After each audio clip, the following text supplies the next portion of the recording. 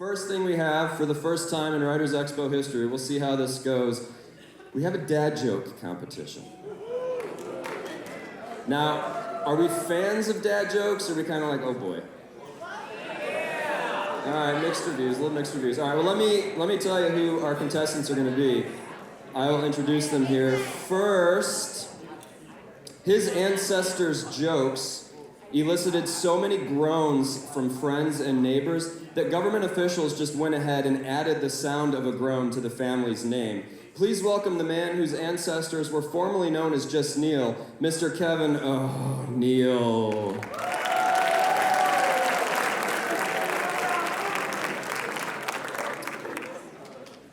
Next up, a man who is so funny that the number of times a student has laughed in his classroom is actually greater than the number of hairs on his head. Please welcome Mr. Matt Thompson.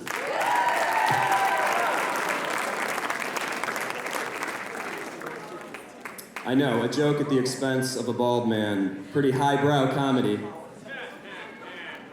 See, he's paying attention. This is a dad joke competition, folks, so let's try this again. Give me your best groan or laugh. Bald jokes, pretty highbrow comedy. All right, I think they're sort of, yeah, or you can boo, me at least, maybe not them. Okay, here's how this is gonna work. Let's go with this. Mr. Thompson, this is what you and Mr. O'Neill are competing for. Can you hold that up for the audience, show them? Dad jokes are how I roll. We have the Cybertruck version. We also have a bumper sticker that's perfect for a Jeep, of whatever sort you have. And then we also have like a Vespa bicycle size one too, if you prefer that. But that is their prize, okay? Thank you. They have each written 5 dad jokes. They're gonna go back and forth one at a time, okay? I'm gonna be your judge. I took a certification class this weekend on how to judge dad joke competitions. I learned the official position. So when Mr. Thompson is reading a joke, I'm gonna be looking for any smirk, any smile, any chuckle, any laugh. And if there is anything, Mr. Thompson gets a point. When Mr. O'Neill reads his, same thing over here. They're trying to have poker faces. Now, if this ends in a tie, then you guys become the deciding vote. So get ready, okay? Feel free to respond to the jokes however you see fit, okay? I think that's about... No, not just feel free to respond, like respond to the jokes. Like, please do. I coach my kids on that. So. Do we rock, paper, scissors to see who goes first? See who gets yes, a choice? that is the it's official like a way to coin do flip. this, yeah. You can either take first or defer. Boom. You want to take or defer? I'll defer. All right, Mr. Thompson is up first. Dad joke. No, should we wait for them to get seated? Yeah, they should probably sit down. Tardy. Whose class is that? I don't know.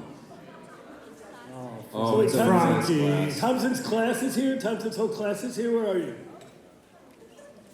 All right, I know he's like threatened you or bribed you with extra credit or something, but a lot of you will have me next year. I'll double it. Okay? I got you. Well, yeah, like they're taking your class. Made him laugh. Got it. We hadn't officially started yet. Yeah. You know, the ump has to say play ball before you can actually... Okay. Yeah, okay. All right, let's he's do it. going... No, you're going... I deferred. You deferred, I'm okay. going first. Dad joke number 1. Okay, I'm gonna have a hard time with you straddling like that. Deal with it. Okay.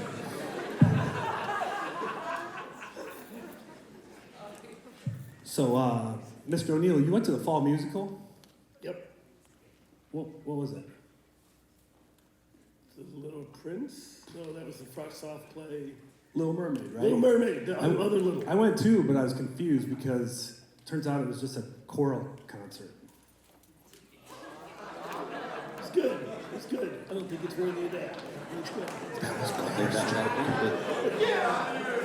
Mr. O'Neill's up. So this one works on a lot of levels because you'll know how wrong it is. So every morning, I tell my first period class, I'm going to go for a run later in the day. But I never do. It's a running joke.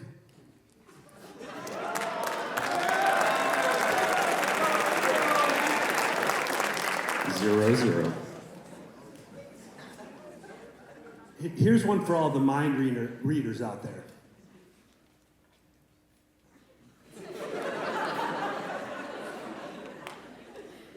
It's good.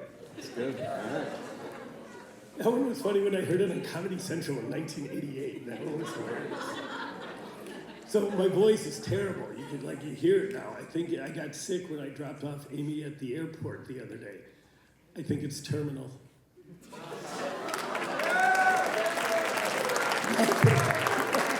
Stone cold. 0-0. All right, O'Neill's a Euro guy. I think he'll like this one. So what was Louis XIV after he built Versailles? Baroque. All right. First point, scoreboard. I'll give that one. All right. This is one you actually have to pay attention to. There's some words here, so keep up with everything, all right? So in all my spare time that I have, I've invented a mind-controlled air freshener. Mind-controlled air freshener. It just makes sense if you think about it. That was the best I got, people. It makes sense if you think about it.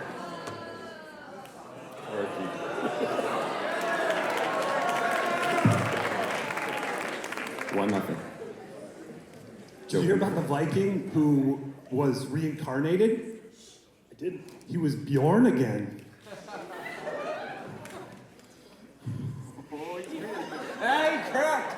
2-0. Good. Delivery. How do you find a dad joke? Look out there. It's you guys. You guys are the dad jokes.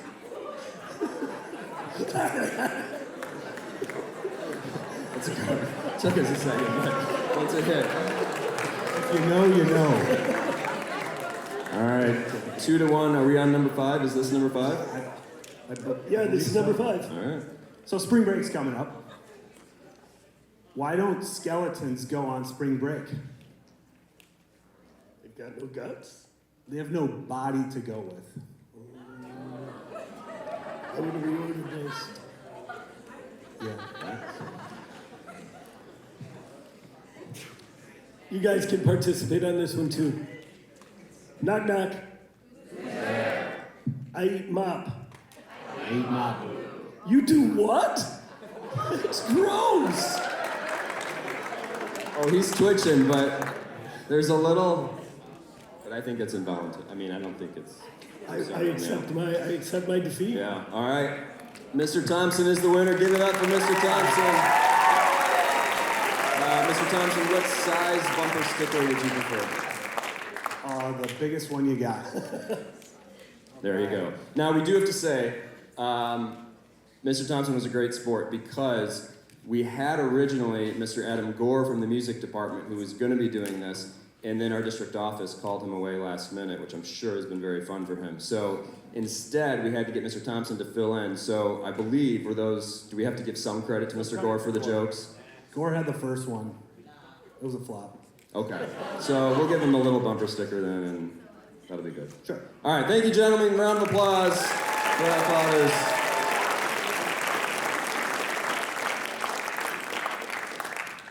We got another one of those next hour if you're interested.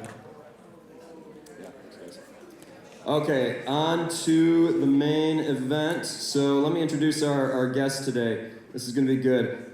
He is a prolific, best-selling author of primarily graphic novels and comic books, most often writing in the genres of science fiction, fantasy, and horror. His Roche Limit trilogy was named by Paste magazine as one of the 50 greatest sci-fi comics of all time. His debut novel, Black Star Renegades, was cited as one of the best science fiction books of the year by Chicago Review of Books and was an Audie Award finalist. He's local to Chicago. He probably had to battle traffic to get here this morning, so please welcome Mr. Michael Moreci.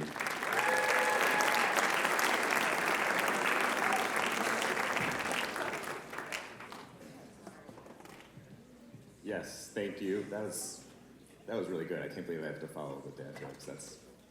Oh yeah, thank you. I should put this in. All right, so good morning, everyone. Thanks for being here. I know it's tough. The day before spring break, my kids were begging today not to come to school, but they did because I have to come here. So here's what I'm gonna do. I'm gonna give a little bit about who I am and what I do and how I do it. And then I'll open it up to you guys if you have questions about any of that stuff. So pretty straightforward, pretty casual. Yeah, that's some of the stuff that I do there. Barbaric, Lost Carnival, it's a DC graphic novel, like with Nightwing. I've written Star Wars for a bit, but yeah, we'll get to all that stuff. So what I do primarily, so I have been freelance writing now for just about 10 years. I started writing when I was in high school, really, and pursued it through there. I graduated from Northwestern. You know, when I started thinking about like what to talk about to come out here, you know, talking about writing isn't the most appealing thing, I guess. Writing is a really solitary thing. You do it by yourself all day. You turn something in, and then weeks, months, years later, it actually becomes created, made, and by that time you've forgotten all about it. So what I want to talk about instead, you know, I have like a unique perspective on, I guess, writing and how I got to be doing what I do because as I was talking about, Matt and I were talking about earlier, I'm sorry, Mr. Tooley, sorry. We were talking about earlier, we're both athletes as well, in addition to what we do. I've been playing soccer since I was 5 years old. I still play now. I coach at the high school by me because I just enjoy doing it. And there's something to be said about just doing a thing, and this is part of the athlete in me. There's this great quote that I love from J.J. Abrams, who I'm sure you guys are familiar with. He did Lost, he made a Mission Impossible movie, he's done a ton of stuff. And this is for anybody for aspiring to be a writer or for anything. He had said that most writers, if you have actually written your script, if you have done it, he's talking about film or TV or whatever in particular, but he's like, if you've done it and you've written it and it's done, you are ahead of like 90% of writers. Most people say they will do a thing and then they don't do the thing, you know, and that goes for writing, it goes for most things. The same thing that I tell my two sons, my two boys who also play soccer, are younger than you guys, but they want to also play soccer, or my older son wants to make film. He makes these little stop animation movies that are really cute and really fun.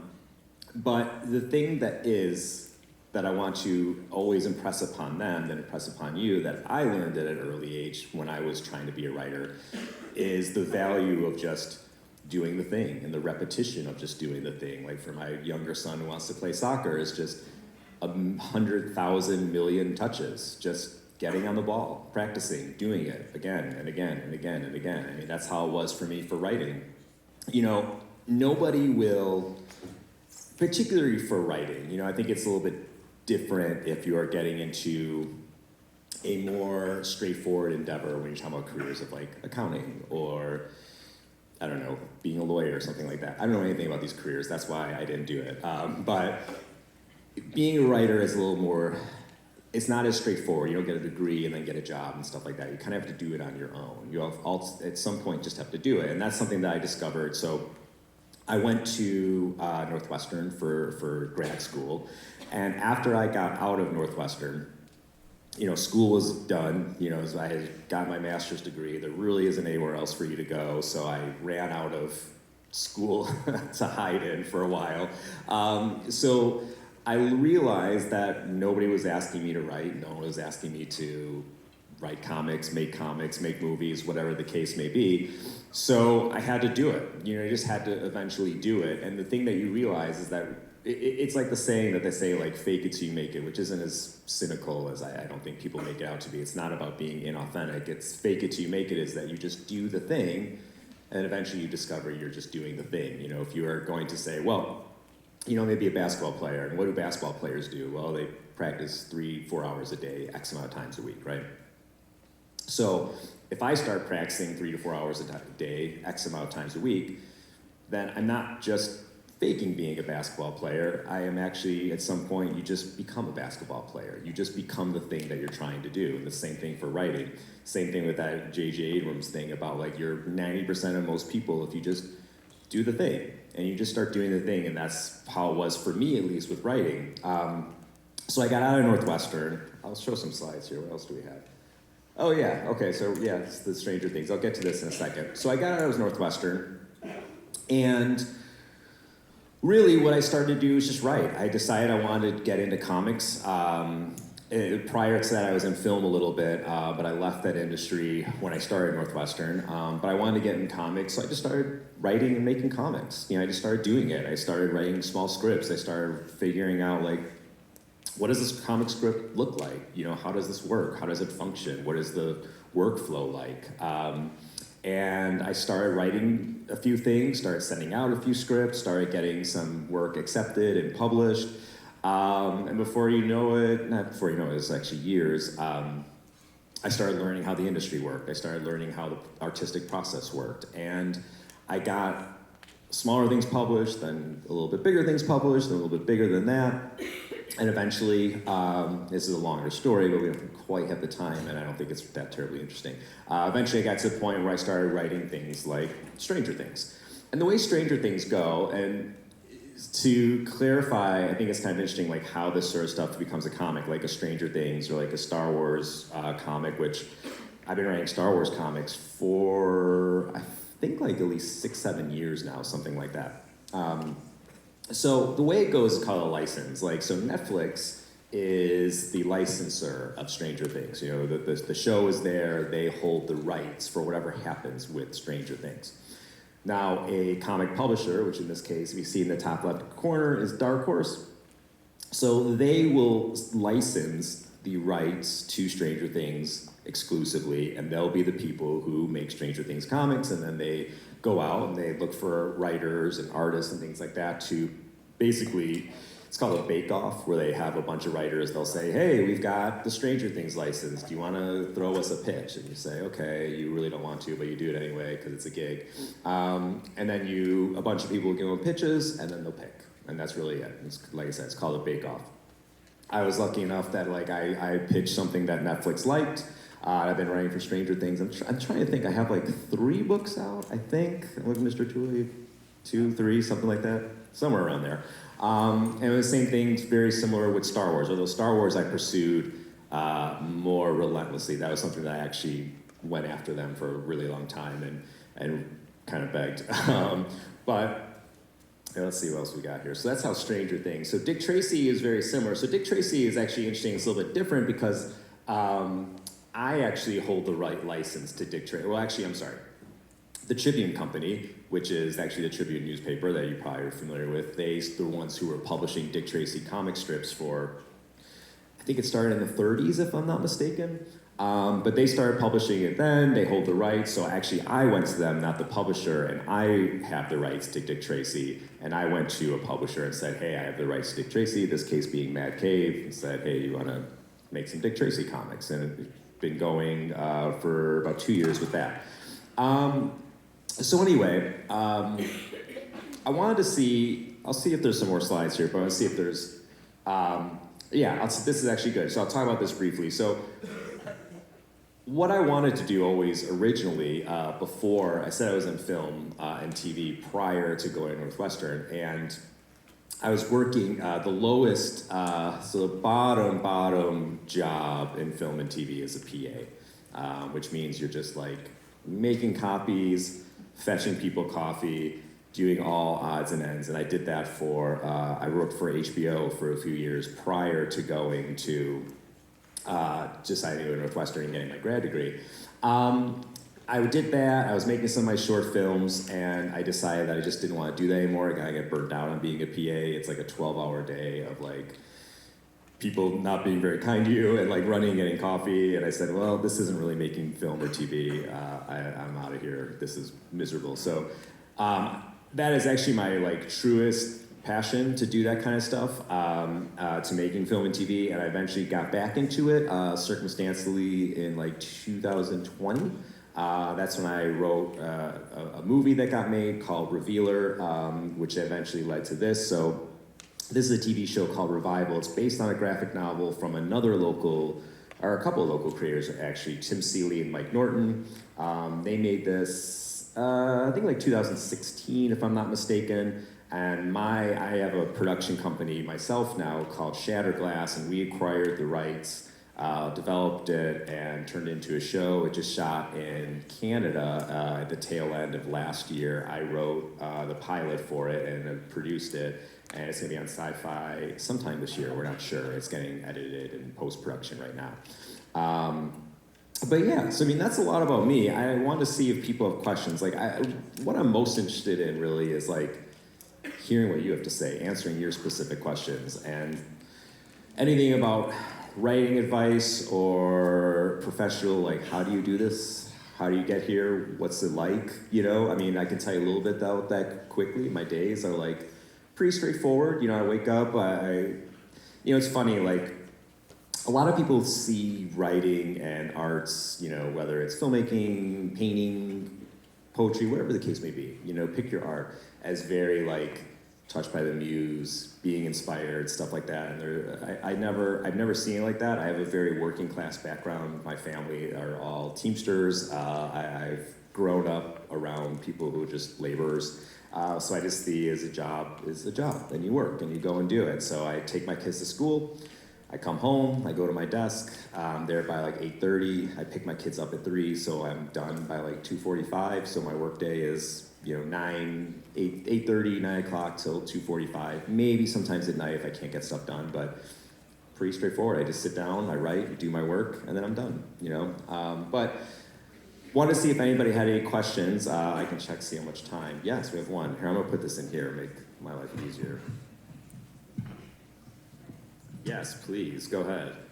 Do your own storyboard and illustrations? Yeah, so that's a good question. So I'm not the best artist. I'm also very slow. It's something I discovered really when I got back into comics and I was going to make a go as being both an artist and a writer. And the one thing that the comic industry demands is speed, because you know you're on a monthly schedule. Comics, well, they used to be 22 pages. Now they've kind of diminished down to 20, but still 20 pages in a month is a lot. Even if you have, you know, oftentimes now they'll kind of compartmentalize the work. Way back when, there used to be an artist who would do pencils, then they do their own ink. Sometimes they even do their own colors. But now there's traditionally now, like someone does the pencils, someone might even do the layouts, and then someone else might do the pencils, then somebody else comes and does the inks, then somebody else does the colors and letters. I mean, that's generally the process. Like you said, like the storyboard, the pencils, the inks, the colors, the letters, and then you go for a round of edits and you're pretty much done. It goes really fast because you have like 30 days at the most. Every comic will have a lead time. You will surely start months and months and months ahead of time for your first deadline. It'll get blown by like the second week. You're somehow behind already. So no, I don't, because I just don't have that speed. Now, when I was first writing, comics, I used to do my own storyboards, but now it's funny. So the guy who does Revival is my buddy, actually, Tim Seeley. He wrote the comic. He's also an artist, and a really good artist, and he still draws comics sometimes. And he got to the point where he was like me, and I never understood it. I was always like, why don't you draw still? Why don't you do stuff? And he just got so many writing jobs, which, knock on wood, is very fortunate for him, very fortunate for both of us. But I used to like storyboard my own comics, and I'd send it to the artist and say, here's like the general idea of what I'm thinking, like that I want this page to look like, I want this page to look like, and so on. But now I just don't have time. All of my day is taken really just by writing, whatever the assignment may be. It's mostly film and TV now. Like I don't really even do a ton of comic writing. I do some, but not much. And film and TV is like, you don't really need storyboarding at all. Like maybe a director will want it, but that's that's kind of a whole different department that they're kind of looking at how they want to approach it. So I don't. I wish I did have time. I wish I did, because when I did it, I think it offered more clarity to the artist to like, and I always presented it as a guideline. I never wanted to say like, hey, do it like this. It was more like, hey, here's what I'm thinking. Like when you write a comic script, and this is also a really good thing to learn, like you really have to keep it brief. Like the more that a artist has to read and look at, and then they have to figure out what it is that you're trying to convey. Like, so a comic book page will like kind of be broken down like this. It'll be like, it'll say the page, it'll say how many panels are on the page, and then it'll say like panel 1, this happens, and this is what these characters say. And then panel 2, this happens, this is what these characters say. And the more that you write, it's just confusing for an artist, which I get. Like you're putting in all this information and they're sitting there saying like, what is happening? What am I drawing? You know, there's this famous, so Alan Moore is, you know, wrote The Watchmen and many other things, and there's this famous panel.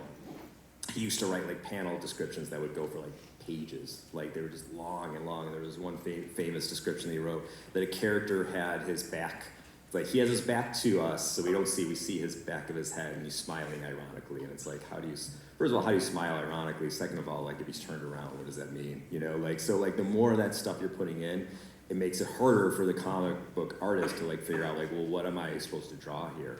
So if you're giving actual like, hey, this is what I'm thinking, and visually, and it's a visual medium, it helps them figure out like, okay, here's what it is that I'm supposed to be trying to convey, and makes their job easier, which is what I always want to do, is make their job easier, because then they go faster, and then you hit your deadlines, and then your editors are generally happier people, which is good.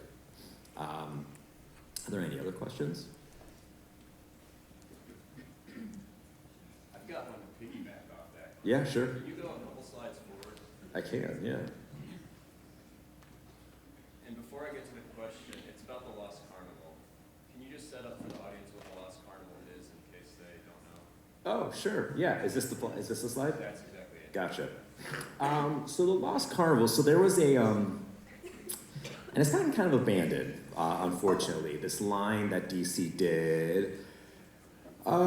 This is probably like 2018, maybe a little earlier, actually. Now I think about it, but it was a line of YA and middle grade comics that DC did. DC Comics do like Batman, Superman, that kind of stuff.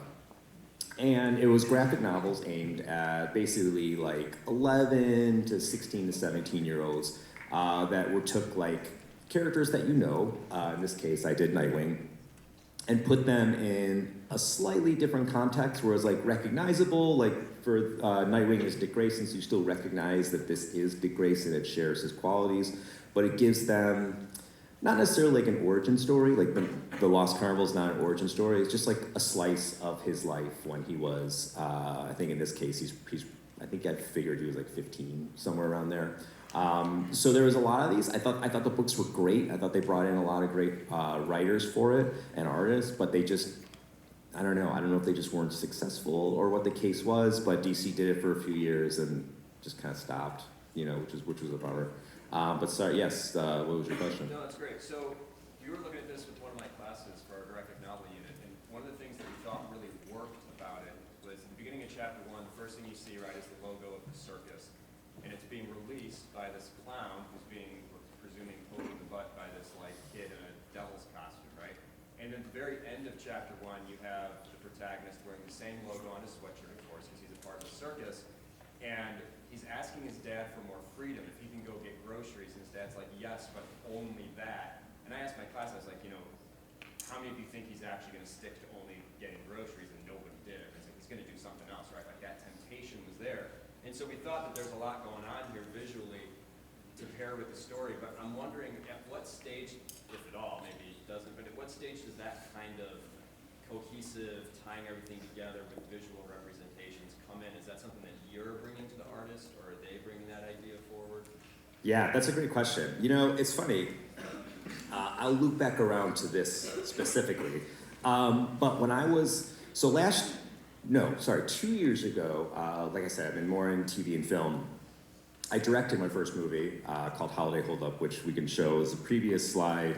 It's on Peacock if anybody wants to watch a Christmas comedy. It's there. But I wrote it and I directed it. And it was my first experience, besides like directing my own short films when I, 20 years ago. It was my first experience directing in a really long time, really properly directing. And what I learned like through that is that like when you're a writer and you're writing a script, and this has changed totally how I write, you know? When you're a writer and you're writing a script, you're like, how much good writing, like good stuff can I get into the script? Like how much can I fit in? How much can I squeeze in? And then when you're directing, you're like, God, how much of this can I get out? Like how much can I just like, the characters are talking too much, this is too, same thing like I was saying with the artist, there's just like, let me go back. So like, look at that top description, like that's like 1, 2, 3, 4, 5 lines long. That should be like half, at least, cut, you know? Like, the more you're having to read and you're like, what is going on here? Like, what is the actual, if you can't describe it in like 2 lines, like it's too long. You have to figure that out because it just makes everything more difficult. Like you're on a set and you're just trying to figure out the action. You're just trying to figure out where are these characters supposed to be standing, what are they supposed to be doing, what are they thinking. Actually, not even what they're thinking. You don't need to write what they're thinking. The dialogue should tell you what they're thinking. What is the mood they're in? Like quick, efficient, in, out, that's it.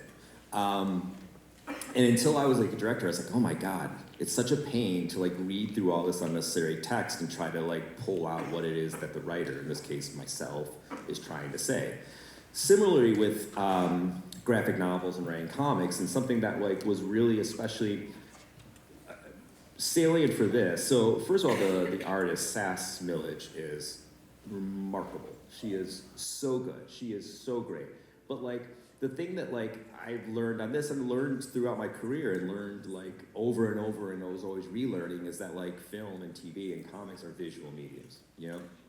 They're visual first. So like the primary job is to like convey what is happening visually as much as you can. So like in the script, I could have written a lot more dialogue that's like really pounding the idea that like Dick wants to do more with life and Dick is not happy, but like it's more about like what's not being said, you know? And also like if I had more dialogue, like that page of the script, if you have more dialogue, then like that panel on the far to my right over here, if you have more dialogue, then it diminishes the art, you know, and then you have all these words that are just taking up space, you know? But instead, like you said, like you have the Haley's balloons, which are one thing, like purposefully going up and going a direction because leading your eye, we read left to right. So you're leading your eye in a certain direction across the page. That's the way, you know, the lettering. And when I say lettering, it's like the actual, you know, where it says ladies and gentlemen, boys and girls, you've traveled from across the city. That's what the lettering is. It's actually the captions, the boxes, the balloons.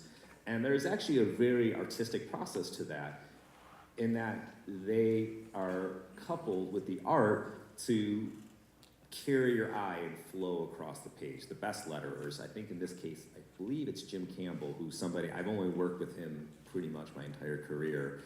He lettered my first comic and he's lettered probably 95% of everything I've done. We've worked together forever. But like, they carry your eye, they make a flow across the page, and it's like a cohesion with words, art, color, letters, everything.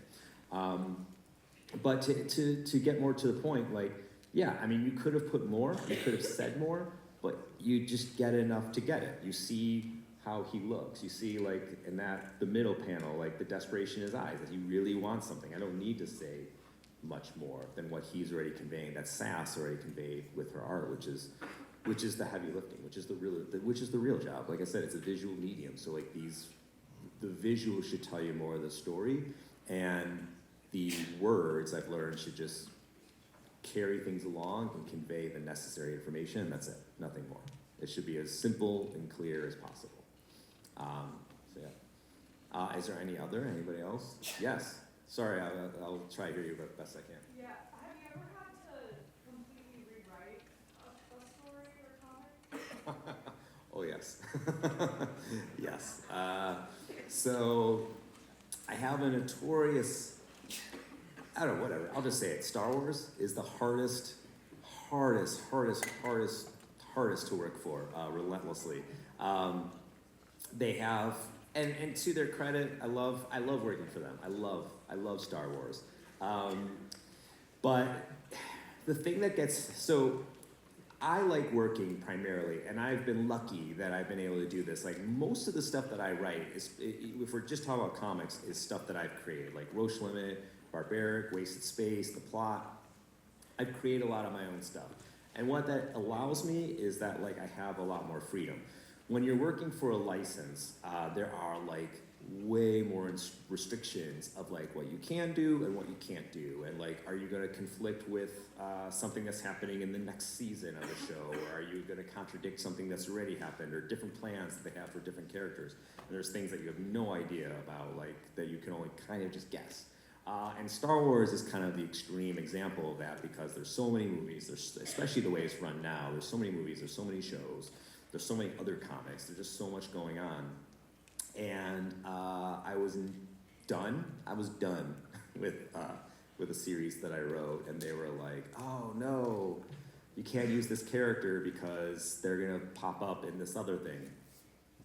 It was definitely their fault, but I had to go back and rework the whole thing, and which is, you know, it's part of the gig, you know, it's part of the job. Like sometimes you know what you're getting into when you're working for a license.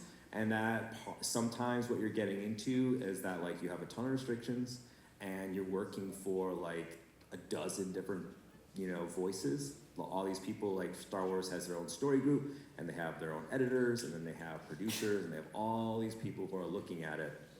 So you're gonna have to like answer to a ton more people. When I do my stuff, like when I do Barbaric, which I think it was that, I mean, we can see it, but like when I do that, it's basically just me. Like I decide what the rules of the world are, and I determine what can be done and what can't be done. And I've hired people to write Barbaric. I'm a lot more forgiving, you know, I guess you can say, like, and a lot more permissible, because like when I, you know, for example, I hired this guy named Nicholas Eames, who is a fantasy novelist who I think is great. He's hilarious. His books are so good. Kings of the Wild, if anybody's interested, it's Wild with a W. But the book is hilarious and amazing and just so great. So I was like, this is perfect for Barbaric. This guy's awesome. So I hired him. I hired him because I wanted him to be him. You know, I wanted him to like go. I found out that he was a fan of Barbaric, so I was like, okay, dude, just go do what you do in the Barbaric universe, and that's kind of it. You know, like I never like sweat those kind of details the way like a licensor does. Like, I don't think it's that big of a deal if things contradict or whatever. Like, I don't know that anybody even notices. But like, yeah, that the licensor sweat it, and I've had to rewrite stuff for sure. And you know, it's just kind of how it goes. Anything else? Do we have time? 2.5 minutes. We have one more. Oh, yes. Oh. To rewrite it? I'm really fast. I'm a really fast writer, so like I can write a script in like two days. So rewriting is like a day. Yes. We've had a fast discussion about this, so I just want to ask you your opinion. Okay. How many squirrels would need to be placed in your house for you to think that somebody is doing it? You know what's funny? There is a thing here. I actually, when I moved into our new house, we heard like scratching in the walls, like all the time. I was like, what is this sound? Like, what is going on? And you know what? There were squirrels. They're getting in through the roof, and they're like between the walls. So you'd be like sitting there, and you hear like it was like a squirrel right behind you. Now, it wasn't actually properly in the house, but it was pretty close. It was pretty close. How many actually properly in the house? I would say like 2, most likely, if it happened twice. Like once could be an accident, twice you're like, this is probably something going on here. So yeah, 3. You're more generous. You're more generous. That's a great question though. Well, I was not expecting that. Yes. Do your kids read your comics? No, not really. Sometimes they start watching Stranger Things, so they finally discover it, but like they do not find it that really interesting. No. I would hope they're like, oh, don't you think this is cool? And they're like, nah. So no, not really. Anything else? I think I got one more minute-ish. No? Okay. Well, thanks. I'm glad to talk to you guys. You guys are great. Thank you very much.